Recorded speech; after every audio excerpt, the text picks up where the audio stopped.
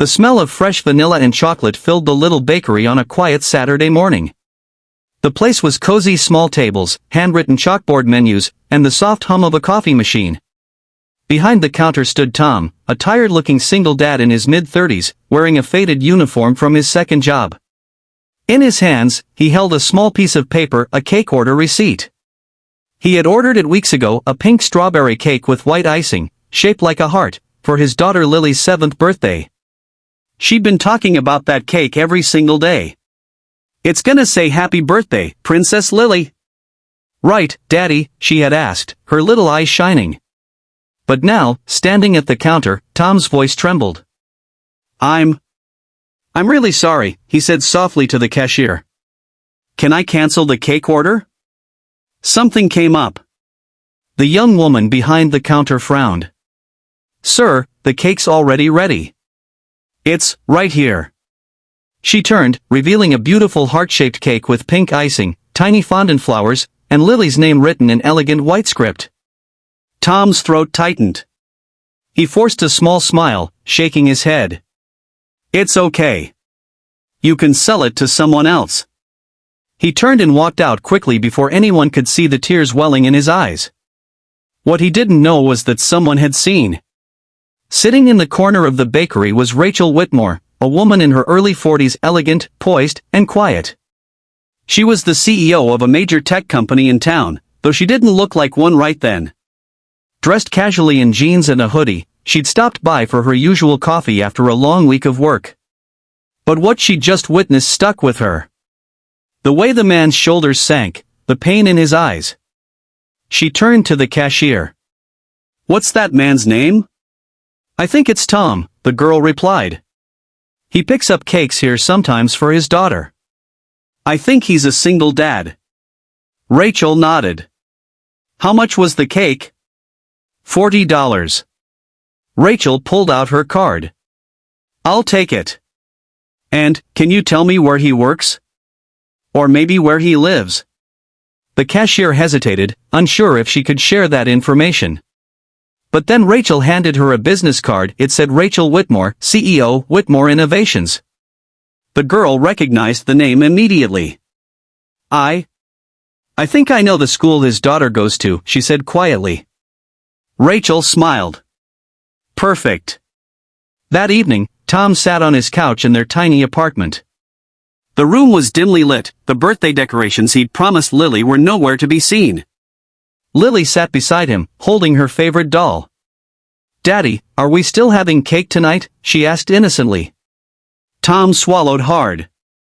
"Maybe next week, sweetheart." "I had to." A knock interrupted him. When he opened the door, a delivery man stood there holding the same pink cake, the exact one he'd canceled. There was also a large box wrapped in shiny paper. "Delivery for Lily," the man said with a smile. Tom looked confused. "There must be some mistake." "No mistake, sir. It's paid for, and this note's for you." Inside the envelope was a handwritten card. "Every child deserves a birthday cake. Every parent deserves to see them smile. From one stranger to another, you're doing great. Rachel." Tom stared at the message, speechless. His eyes filled with tears as he turned to Lily. She squealed with joy, hugging the cake. "Daddy! It's my cake! It says my name!" He couldn't even speak, just smiled through tears as she danced around the room. But that wasn't the end. The next morning, Tom went to the bakery to find out who Rachel was. When he learned she was a CEO, he couldn't believe it. "A CEO bought a cake, for us?" he asked, shaking his head. He wrote her a thank you note and delivered it to her company's office, never expecting a reply. But a week later, he received a call. "Tom? This is Rachel Whitmore. I got your letter.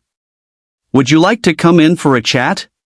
When he arrived, Rachel greeted him with a warm smile. "You mentioned you're a mechanic, right?" "Yes, ma'am," he said nervously. "I work 2 jobs, trying to make things work after my wife passed." Rachel nodded gently. "I read that. And I was wondering if you'd consider joining our company's facilities team. We've been looking for someone reliable, and something tells me that's you. Tom blinked, stunned. Are you serious? She smiled. Completely. A year later, Tom was working full-time with benefits, no longer juggling 2 jobs. Lily was thriving, and every year since, a pink cake still showed up at their door, though now, Tom could easily afford it himself. But what touched him most wasn't the cake or even the job. It was the fact that someone, a stranger, had seen him when he felt invisible. At the company's annual event, Rachel shared the story on stage, ending her speech with these words. We often talk about success like it's numbers, profits, or titles. But real success is seeing people really seeing them and choosing kindness when no one's watching. The audience gave her a standing ovation. Tom and Lily sat in the front row, tears glistening in their eyes. Because sometimes, one act of compassion doesn't just change a moment, it changes a life. And that's exactly what she did. Moral: you never know what someone's going through. A small act of kindness might just be the light they've been praying for.